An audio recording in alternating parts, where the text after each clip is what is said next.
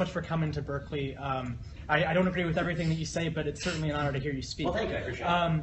So my question is, as a libertarian, something that I've always had difficulty with is that it preaches small government and very frugal spending to try to reduce tax rates, and yet it also seems to preach having a massive military budget, having basically getting your business and everybody else around the world, just not in the people here at home. Can you explain why you think it's a good idea to have a massive government and as a result higher taxes, but on the one hand having a smaller government here at home? Okay, so the question is for conservatives why they want a big military industrial complex, presumably, but also preach small government here at home. And you characterize that as libertarian, but the truth is, to be fair to the libertarians, there's two wings to the Libertarian Party. There's the strong on defense Libertarian Party, and there's the weak on defense Libertarian Party, the kind of isolationist Libertarian Party, which is older school. So the view of conservatives is that the government basically has one major function, right? To protect you and your rights. That's essentially what government is there to do.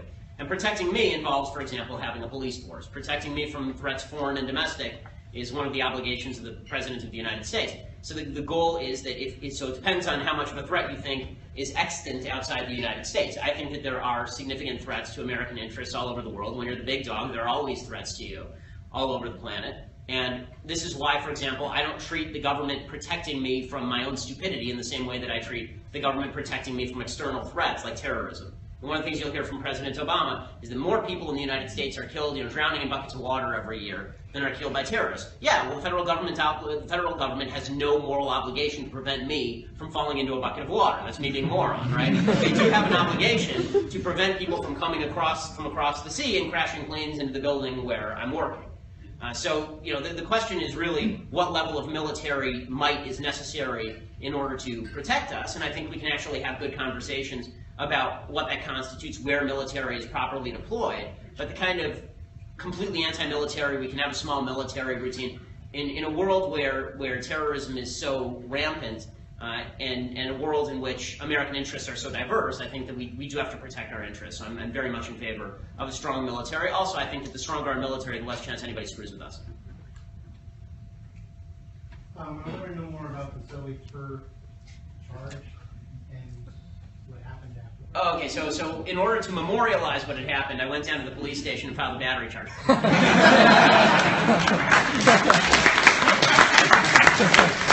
And also because I have a general rule: you don't get to touch people with intent to harm, right? I mean, this is a basic principle. And let's put it this way: if the situation had been reversed and I had grabbed Zoe Tur by the back of the neck and threatened Zoe Tur, no question I'd spend the night in jail, no question. So I went and I filed the charge, and the police investigated. It shouldn't have taken much investigation. It was on national TV. I mean, granted, nobody saw it, but it was on national TV. So I got a call back from the cops about 3 weeks later, and the cops said that they had recommended to the DA that they go forward with charges, and the DA didn't want to do it. And the reason the DA didn't want to do it is because we live in a nation of identity politics. Zoe Tur is transgender. I am not. He didn't feel like it was a winning case, because if he brings it to trial, then political correctness would dictate that that nothing would probably come of it. So this is why, when people say that there's an unjust criminal justice system, well, it sort of depends on who's being prosecuted, right? So that's sort of how it wound up in the end. Lady in the back here. Thank you. Why do you think American Jews are so liberal and they're just such a small exception of conservative Jews? American Jews are really left because most American Jews are not Jewish. And what I mean by that is that you can be ethnically Jewish and not religiously Jewish. So Judaism is a couple of things, right? Judaism is your mom is Jewish. If you're religious, your mom is Jewish. You're ethnically Jewish. And then Judaism is also a set of beliefs and values. And most Jews don't hold to any of those beliefs and values. Jews are, by poll, the most atheist group in the quote-unquote religious group in the United States. Asking why Jews are less. So if you take that out, if you take out the ethnic Judaism, then what you see is a bunch of high-earning, highly educated, white people who live in major blue areas, right? And once you describe people like that, then is it really any wonder that so many of them are to the left? And the answer is no, of course not, because where people can't get wrap their brain around is, okay, the modern American left has become more and more anti-Israel. Why are so many Jews still pro-modern American left? The answer is most American Jews don't care very deeply about Israel. They don't think it's important. They care more about abortion and gay marriage than they do about the state of Israel. So that's, as I say, if you're a Jew and all you care about is matzo balls and bagels, and this is what makes you Jewish, then you're not really very Jewish. I mean, it's like asking why are lapsed Catholics? Why do lapsed Catholics vote Democrat? Because they're not really very Catholic, right? They're lapsed. That's the answer. You know, let's do this. Any leftist got to go first? Anybody who has a contract? One guy. You're great. I appreciate it. So my question is on one of the first topics that you talked about. Sure. When you were speaking about that, you listed off a number of statistics showing that black people are more likely to get stopped by police because they have more guns. My question is, why do you think they have more guns? My personal view is that they have more guns because black people are poorer in general because there's a deep racial history in this country, a racial divide. That's my view. Okay. If you don't agree with that, why do you think it is that black people are, on average, poorer than white people, on average, more likely to get arrested, and et cetera? Okay, so the truth is, and this is sad to say, but the black crime rate has been significantly higher than the white crime rate for literally 150 years. It's been very high for a very long time. The black murder rate was 10 times the white murder rate in 1900. So this has been true for a very, very long time. And the real question is, why didn't that ratio narrow right after the Civil Rights Movement? Right, because presumably things changed after the Civil Rights Movement.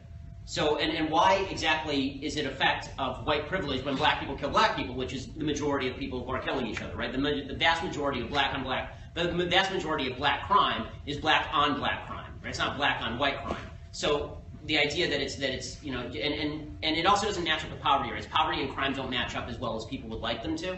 The left has been trying to make this argument for a very long time, and it doesn't work. I mean, when you have, for example, poor Asian communities when they came to the United States didn't have anywhere near the level of violence that poor Italian communities did when they came to the United States. It varies by culture, actually. Culture makes a difference. The reason that I would suggest that there is such high violence rate in the black community is specifically now because you have a culture where there are young black men growing up with no fathers in the home. The black middle class was growing actually pretty quickly in the 1950s, and then in the 1960s, a couple of different things happened that really trashed the system. One was the welfare system said, unfortunately, to black fathers and black mothers, that you are better off if you actually don't stay in the home. You get benefits that increase if the father leaves, right? And then that creates an incentive to single motherhood, which is seriously problematic because the government can't be daddy, right? Only a father can really be daddy. And then, you know, beyond that, there is a long history, and this has been maintained. And this is where I will agree that there is quote-unquote white privilege, but not now. So it used to be white privilege, and now it's actually a lefty argument. So the white privilege was, and this is true, that white police forces did not police inner-city black communities or southern black communities. So when black people killed each other, the white police forces just said, fine, go ahead and kill each other. Like, really, this is true historically. Right? White police forces did not police black communities, so there's a lack of law enforcement in the black community, and so people break down. This is true in any tribal society where you don't have law enforcement or any overarching justice system. Right? So it's not unique to American blacks. This is true wherever there is no real justice system. People tend to take justice into their own hands, and you end up with retaliatory killings all over the place, which is what happened. That was true all the way until the 1960s, and then in the 70s and 80s when the crime wave really started to hit, right? Between 1960 and 1994, the violent crime rate in the United States multiplied by 400%, right? 400%. And when that happened, there was a real crackdown, right? Now this brings up Bill Clinton, right? This is what we've been seeing the discussion of this week with Bill and Hillary Clinton. Bill Clinton is right. What he did and he pushed for very strongly was we need better standards of policing in inner city communities, and we need more cops, not less cops. Broken windows policing, more cops in inner city communities, and the crime rate starts to drop. So what I would argue is that what you're seeing now in the increase, the new increase in crime, is what you're actually seeing is the impact of the left saying, get those cops out of our communities, they're racist. Right? In the last couple of years, we've seen the crime stats start to spike again. In really dramatic ways, increasing double digits in murder rates, increasing double digits in cities from St. Louis to Milwaukee to Chicago to New Orleans, largely in black areas, unfortunately. So, you know, how much of that's the narrative. How much of that you want to call white privilege and how much you don't is up to you. I would say that what's happening now is not white privilege. What I would say is that, you know, Jim Crow created terrible systems of law, and those systems of law allowed cultures to flourish that were violent and problematic, and then that was exacerbated by the federal government getting involved and under-policing. And now, when we actually have a situation where the police want to go in and clean things up, now the left has insisted that not happen. So that's not, I don't count that as white privilege. I call it, my problem with the term white privilege as a general rule is that it's too vague. What I just laid out for you is a relatively specific narrative with actual cures. Right? White privilege does suggest that there's some cabal of white people out there saying, I want black people to die. I don't think that's true. Right? I think that there are laws that were on the books that are racist. I think there were racists who promoted those laws. I think those laws were basically wiped out in the 60s. I think those racists were basically voted out of office in the 60s. And now what you've seen is the impact of other unintended policies that have created tremendous problems in the black community, but all of which can be solved, all of it. All of which can be solved by individual responsibility. Individual responsibility, right? Don't tolerate crime in your own community. Work with the cops. Ensure that your kids have fathers in the home so they're not gangbanging and walking around on the streets with guns. Yeah, fella in the beard up there. Yeah, there's only one of you. That's you. Thank you for your lecture. I wrote this down so long. As a fellow member of the right, I share your deep frustration with identity politics. Indeed, it's one of the forces that helped shape my political views and galvanize my move to the right. Yet I'm increasingly dismayed with the identity politics finding a home on the right, particularly the quote identitarian and alt-right movements. As members of the right, what can we do to combat this destructive force within our ranks? I'm particularly concerned how it's been whitewashed, no pun intended, by some members of the right with an audience. I totally agree with you. I totally agree with you. I think the alt-right movement is a bunch of masturbating losers who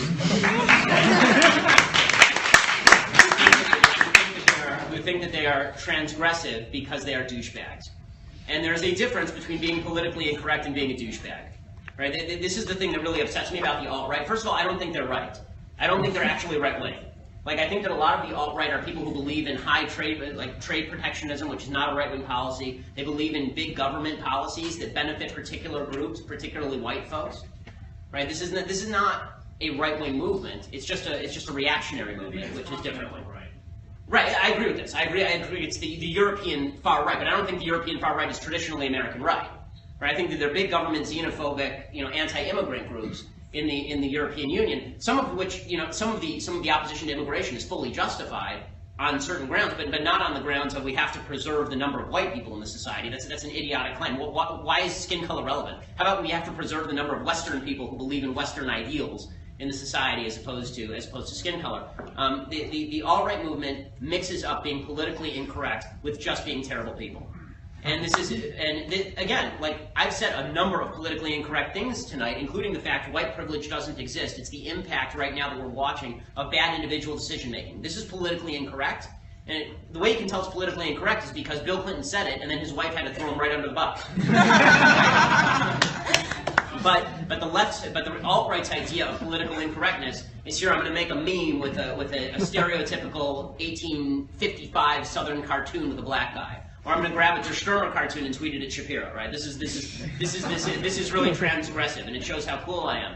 No, it just shows that you're a loser, and and you suggesting that what makes you like a big, strong man is your deep desire to buttock massage Donald Trump is really it's really a demonstration of you just being a sad little peon looking for a father figure. Is that possibly harsh enough?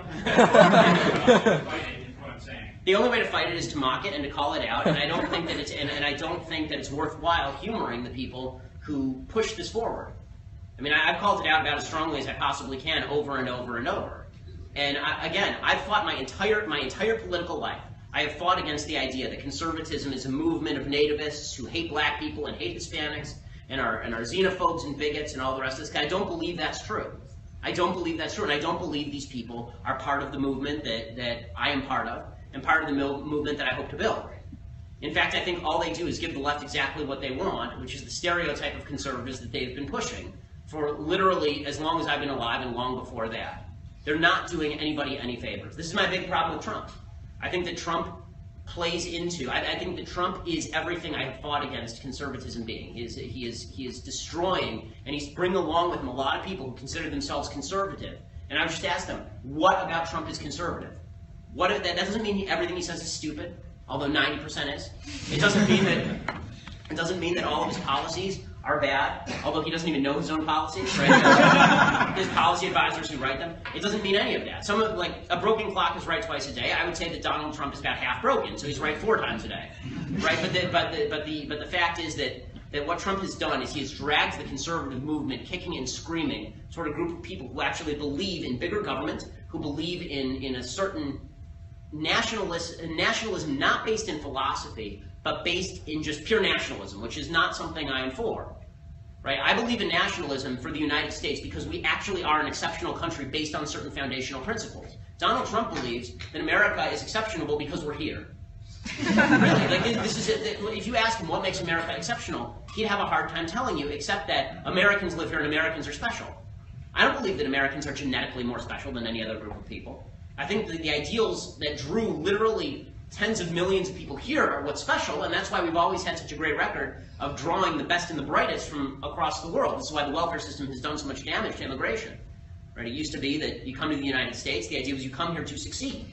You come here to do well. You come here to build a life for yourself, and the trade is you're not going to get help. Right? The trade is the government is not going to help you. You're going to come here, you're going to abandon everything you knew. Right? You're going to come out here, and you're going to be a pioneer. That's what America was about. And that's what made us exceptional. And that's why we drew the best people from every place else. Because it takes risk-seeking, smart people to want to make that bargain. I don't think that Trump cares about that bargain particularly. And that's what frightens me about Trump, and that's why I think that his followers, that's why I also think Trump is a politician of convenience, and he just appeals to whatever group is flattering him that day, whether it's Vladimir Putin or the alt-right. A lot of hands, sorry about this. Let's see, fellow right here. Okay, so you had some disturbing statistics about millennials. Do you think they're going to mellow out as they age, or are we just screwed going forward? So, I mean, somebody asked me to say once on Twitter, I had a request, please say something nice about millennials. And my response was, in the 1970s, they didn't exist. I think that millennials can be educated, but it's an uphill battle. I think that millennials have grown up in a system that tells them that they are each, again, individual precious snowflakes with unearned superiority and self-esteem, and it's very hard to take that away from people, because if that's all that you base your virtue on, how you feel about yourself as a person, that's hard. That's hard. And so I spend my career making people feel bad about themselves, right? And it actually is, it's a life goal, and so far I'm great at it. But the reason for that is because I believe in earned self-esteem. Do something good for other people, help out your community, produce products and services that other people want to trade you for. Now you have earned that self-esteem. I think that the millennials are going to try and craft a world where they don't. This is why they buy into Bernie Sanders, because Bernie Sanders says stupid things. I mean, he's just, I don't even know. Does he know what century he's in? He says stupid things. Like yesterday, he tweets it. He creates a fantasy world for himself, fueled by unicorn crap. And yesterday, all of his tweets look something like the tweet he had yesterday, which was, the banks should not look for profit. The banks should provide loans at very low rates. Right? That's really their goal. And so the entire millennial generation is buying into this because, yeah, wouldn't that be awesome if the banks were just giving away free loans? No, you idiots. They were called subprime loans and they crashed the economy.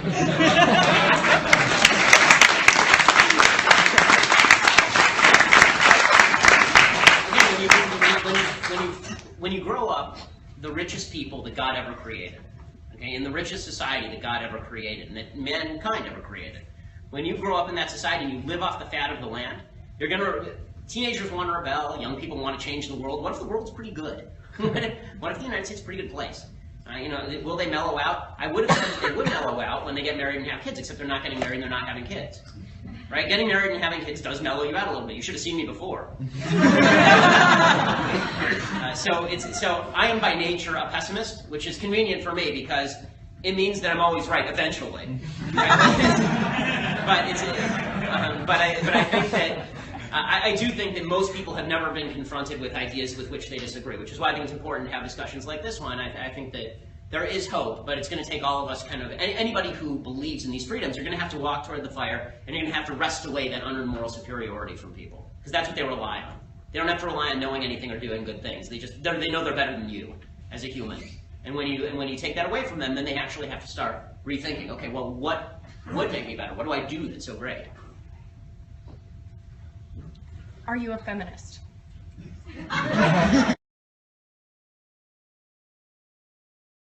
Feminists define it, no. Because feminists define men and killing babies and all the rest of it. But In the social, political, and So That is the definition then- of feminist. well, that's if they're you use that definition, does that include killing babies or no? That's a separate issue. Well, it's sort of the definition you gave me is vague because you actually have to break down what those terms mean to you, right? So I believe of course I believe women should vote. Of course I believe that women should be able to hold any job they want. I grew up in a house actually where my dad was at home and my mom worked. My wife is a doctor, right? And she took off a year to have our baby, so she's having it all, which is great. So, you know, in that sense, I certainly consider myself a feminist. I believe that women should be able to make whatever life decisions they see fit. That doesn't mean all life decisions are equally good, but men should make decisions they see fit, and if those decisions are bad, live with them. The problem I have with the feminist movement is twofold. One, they've decided that female equality means also that biology no longer exists, meaning that if men don't have to have babies, women also don't have to have babies even if they get pregnant, so I get to kill this thing, or I get to randomly decide it's not a human. That I find offensive. And then the other thing that the feminist movement has done, and this is where I think the feminist movement went wrong, is they made the absolutely correct point in the 50s and 60s, men act like pigs. Right? Men act like pigs, they're mean to women, they don't allow women into the workplace, all of this is bad, right? Women should be able to have all these opportunities that men have. Right? Based on merit. Not based on lowering standards, based on merit. Right? And then the feminist movement went further. They said men act like pigs, therefore we should, instead of calling on men to stop acting like pigs, let's all act like pigs. This will be the new standard, right? The new standard will be not that men should stick around and be responsible for the women with whom they have children. The standard should be that women don't need men. A woman doesn't need a man like a fish and doesn't need a bicycle. Right? Except it turns out that women actually do need men and men need women. It turns out that we all need each other in a certain way, and when it comes to marriage and raising children, you certainly need your partner. You certainly need your partner. This is the problem I have with feminism. So the basic principle, of course I agree with. It's that the feminist movement, as it has been iterated and as it has changed over time, has become more and more radical to the point where they want separate standards for men and women, which is precisely the reverse of equality. They want standards lowered for women in particular areas, which is precisely the reverse of equality. They want to say that they have extra moral authority to decide whether a human being is a human being or not just because you're a woman, which I find utterly offensive. You know, so am I traditionally, again, according to your definition, absolutely I am a feminist. According to the feminists, no, I'm not a feminist because I don't believe in a lot of the evil things they're pushing. Let's see, fell all the way in the back.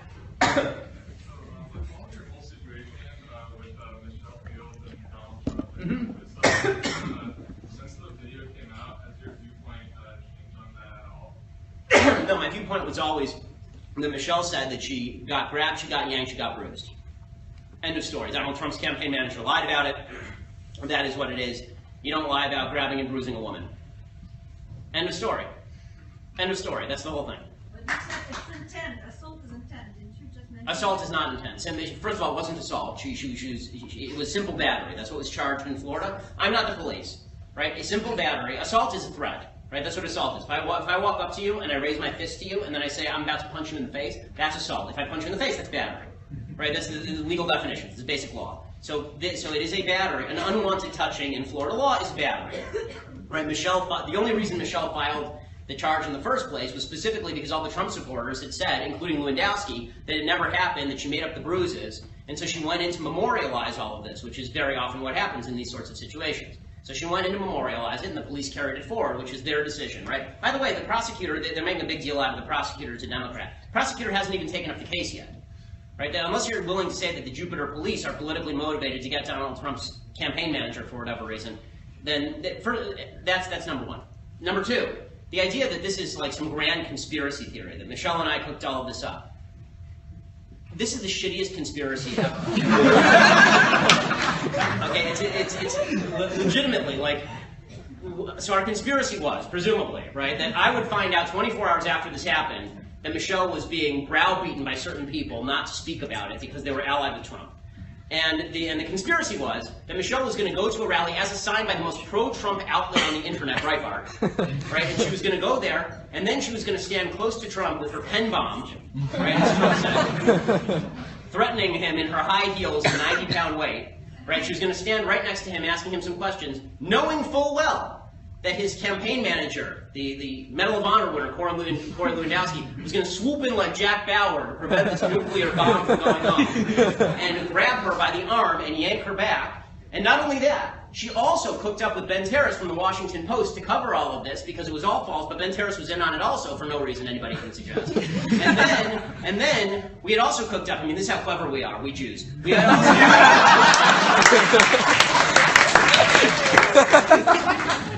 We had also cooked up that Lewandowski would then go online and say, I never met you, I never touched you. Right? We cooked that up. We didn't cook up that he would just apologize like a normal human. Right? Like if I grabbed a woman and bruised her, the first thing I would do is, I'm really sorry that happened. I didn't mean to do that. Right? Like a normal human. Corey Lewandowski says, no, it never happened. You made it up. If it really happened, there would be tape. Then there's tape. And then he says, well, you know, it wasn't that bad. It wasn't that bad. Okay, she never said it was that bad. Right? She said that it was like Bill Maher on Friday night said, she said it was the worst experience of her life. No, she said the fallout was the worst experience when her employer, according to her, didn't defend her properly, and when the entire media descended on her, and when she started getting death threats, which, granted, is kind of bad, right? So all of this goes down. It's the worst conspiracy ever, right? And the fact is, all of this could have been solved very easily. Corey Lewandowski he was told by the Breitbart people what was going on. All he had to do was call up Michelle and just say, sorry that happened, shouldn't have done it, my bad. Right? He didn't do that. And then Trump lied about it, and then Trump made up his little bomb story because he's a pathological liar. I mean, Trump literally lies once every 5 minutes. This is Politico did a report on this. They went through 4.6 hours of his speeches last week, and they found he lies once every 5 minutes. And today, my site put out a list of Donald Trump's lies. I had to stop my guy at 101. I had to stop my guy at 101. Okay, and that was like today. So you know, the whole situation is it was overblown, but it was overblown because the Trump campaign decided to make it overblown. Right? The fact is that Michelle basically went into hiding after that first week and didn't talk anymore. I left Breitbart because I felt that she hadn't been sufficiently defended, as I said at the time. I felt that this was politically manipulated, and I felt that, you know, and I felt that there's a whole cadre of Trump supporters who decide to overlook bad behavior by their candidate because they love their candidate with an undying Freudian God worship. Again, this is so easy to fix. It's so easy to fix, but Trump has no capacity to de-escalate or apologize, and that's what this went to. And he'll lie rather than doing those things. That's why I think people picked up on this whole thing. But in order for Trump to claim that he was victimized in this particular situation, he has to exaggerate the original circumstance, right? He has to say that Michelle claimed that she was thrown on the ground and raped brutally by Corey Lewandowski, and that never happened. And she never said that happened. She said she was grabbed, she was yanked, she was bruised. Okay. Okay, and your guy said that it never happened at all, and she was a liar and attention whore. Right? He calls her an attention seeker. This is Trump's fault, pure and simple. And it was very easy for him to fix it. But Trump is not good at fixing things. Trump is good at saying things. And he's not even that good at that. He's good at saying things at a 4th grade level in small words and incomplete sentences.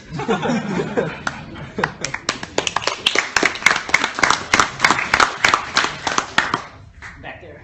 Yes. Mr. Shapiro, so I was wondering, out of all the presidential candidates, who you trust to be the best leader? Because I feel like all the candidates in this election do have that certain unappealing trait. Yeah, I mean that's generally true of most election cycles. Like everybody's looking for the perfect guy, and there's never a perfect person to be the candidate. It's only in retrospect we think of these people as perfect. You know, my guy's been Cruz for a long time. My guy's been Cruz. I've been very open about this for over a year. I backed Ted Cruz in the primaries against David Dewhurst in Texas in 2012. I know Senator Cruz. I think Senator Cruz is a constitutional conservative. I think that he actually believes in the quaint notion of limited powers and what the government can and cannot do. You know, this of course means that I am a conservative because I don't think that Donald Trump is the best leader. But you know, I think that I think that, you know, Cruz, of all the people out there, who do I trust as president? He's the guy I trust as president because I think that he's the guy who knows the Constitution and believes in the Constitution most. And the minute that he doesn't, I'll dump him. Right? I don't worship candidates. I believe in my principles. And the candidate who best reflects those principles is the guy for whum I vote. Based off the previous question, you said you endorsed Cruz. What do you feel about him saying, I'm a Christian first and American second? This is I haven't seen the quote, so I'll take it for granted he said that because I haven't seen that. But I think that every religious person believes in their loyalty to God over their loyalty to country, and they hope that their country reflects their loyalty to God. Right? This is true for every religious person, which is why historically religious people have been willing to die for their beliefs. that doesn't mean that, I don't think that my Judaism is in conflict with American ideals. That's why I love America. Right? I don't think that Cruz believes his Christianity is in conflict with American ideals. But if the American government, I think what he means by that is if the American government were to say to him, okay, Ted, you have to stop being a practicing Christian now, right? Which, by the way, is not historically unprecedented. There are many, many countries that have done this sort of thing. Then he would say, well, I'm a Christian first, not loyal to the American government first. That's how I would read that, and that's, I think every religious person ever feels this way. Like in the history of religion, feels that their loyalty to God trumps everything, including the founding fathers who actually founded the country. They believe that their loyalty to God trumps everything else. Let's see. Can you talk a little bit about the mentality of the people that have jumped over to Trump, particularly those who have, I'll take Sean Hannity as an example, spent most of their careers arguing for conservative principles, and Breitbart, for example. Why did they jump on the Trump train? So I think there are a couple of reasons people jump to Trump. I think that the first reason is because there are some people like Ann Coulter who believe the only issue is immigration. Right? Ann believes, like really, this is Ann's perspective. Her perspective is if you don't shut the border, everything else is done. Right? There are too many new voters coming in. They will be made voters by Democrats. She said this, right? And so she believes that Trump will build his magnificent, beautiful wall with a big, huge door in the center, and that he'll do everything he says he will, which would be the first time he's kept a promise in his entire history of marriage.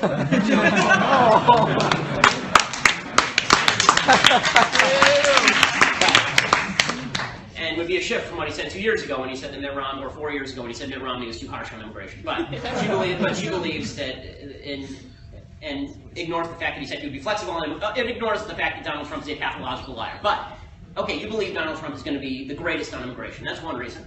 The other reason is there are a lot of people who are just enthused that Trump is always fighting people. Like, they feel like Mitt Romney never fought back, really, and that John McCain never fought back, but particularly the media.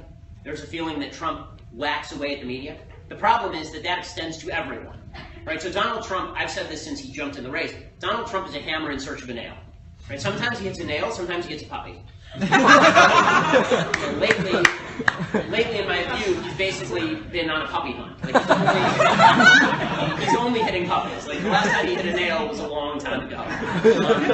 But there are a lot of people who feel like, okay, well at least he's swinging. He's swinging wildly like a crazy wood bag.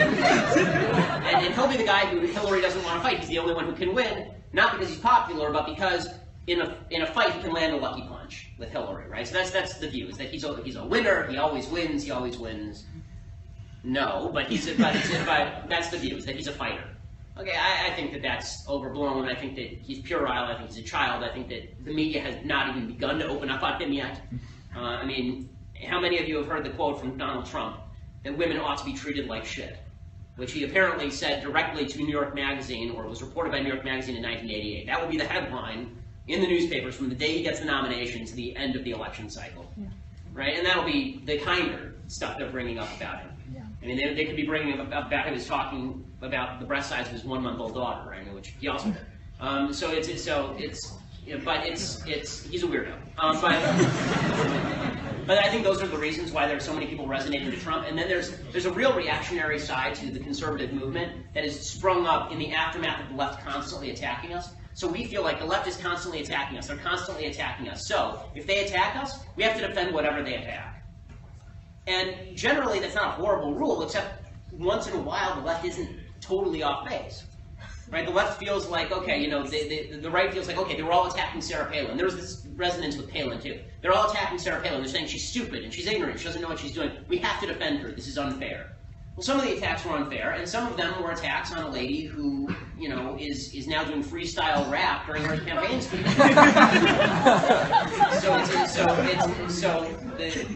So I think these are the various reasons why people back Trump. And then there are the people who really are badly motivated and back Trump because they're nativists and they're alt-right people, and they actually think on the white nationalist board that he's going to restore he's going to fight back against the browning of America and the whitening of America. And there are people who actually speak like this, unfortunately. And that's a segment of his populace too. So I think it's a combination of people who are looking for a fighter and have settled on the guy who just hits everything. A combination of people who think immigration is the only issue, and a combination of the people who are just really bad folks. I think they're bad folks. By the way, I think there are a lot of bad folks on the left too. I'm just pointing out the reason people have asked me, why do you focus so much on Trump? Why don't you focus on the left? Because he is the left, and they're saying he's on my side. Right? That's why I'm focusing on Trump so much. This is why I spend a lot of my time fighting Trump, because it's one thing for somebody to be, it's one thing for somebody out in the middle of the street next to my house to be graffitiing. It's another person for that. That's bad enough. It's worse if that person breaks into my house, starts graffitiing the walls, and then says he owns the place. and to me, that's Trumpism.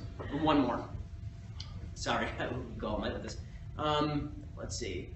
You've been waiting a while.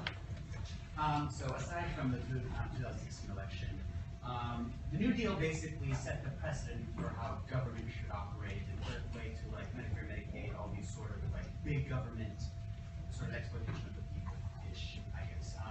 So is there a way for us now, is there a clear path to sort of like stay away from that and maybe focus on moving the country more aside from government intervention? So how do you fight back against big government, essentially? So I think that the number one issue Republicans have is that they discuss politics in terms of efficacy and efficiency as opposed to morality. The left only talks in terms of morality. So to go back to Bernie Sanders, the reason he's resonating with all the people your age is because he doesn't know efficiency from a hole in the ground, right? He doesn't know what policy works, right? I mean, Bernie Sanders is somebody who thinks that healthcare and education in Cuba are just magnificent, right? I mean, Bernie Sanders doesn't care about what works. He cares about what's right, right? All I care about is what's right.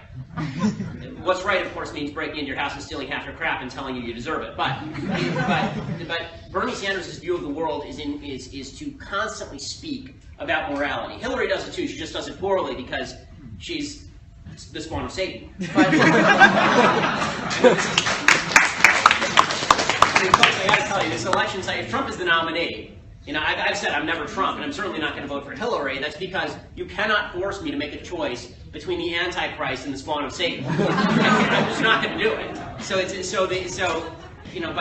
But the idea of the left is they constantly talk in terms of morality, right and wrong. The right never talks in these terms. So the right will say things like, Social Security is going bankrupt.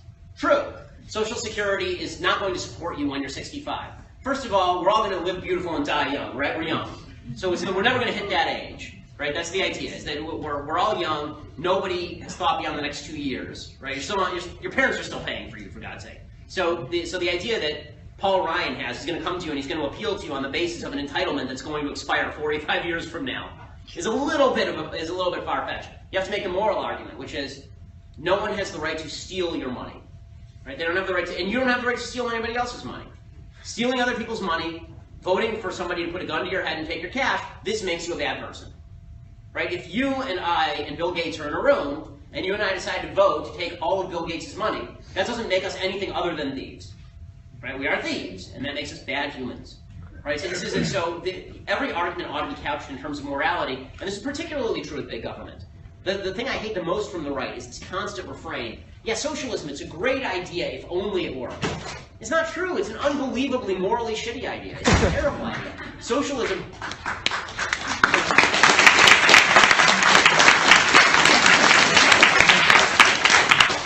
The reason is this. The basic premise of socialism is, I'm here, I'm breathing, give me crap. Right? You have an obligation to care for me. I have a right to health care. I can force that doctor to go to medical school, expend $200,000, spend her entire life learning medicine, and then I can walk into her house and force her to provide me medicine. Right? That's nonsense. It's immoral. Right? You don't have a right to somebody else's labor. That's called slavery or indentured servitude, and it was ruled out in the 13th Amendment for good reason. Right? The left's perspective is I have a right to housing. From whom? From me? I'm not going to build you a house. You don't have a right to demand a house from me. Go out and work for your house. Right? Capitalism, by nature, is the opposite. Capitalism is the idea that I will starve unless I give you a good or service that you want. Right? If I don't give you something that you want, I'm not going to eat tonight. It's forced altruism, effectively. Right? We have to have a trade. We have to come to some sort of consensus. I have to give you something cool, and you have to give me something cool. Right? It's great. Socialism is rape, and capitalism is consensual sex. If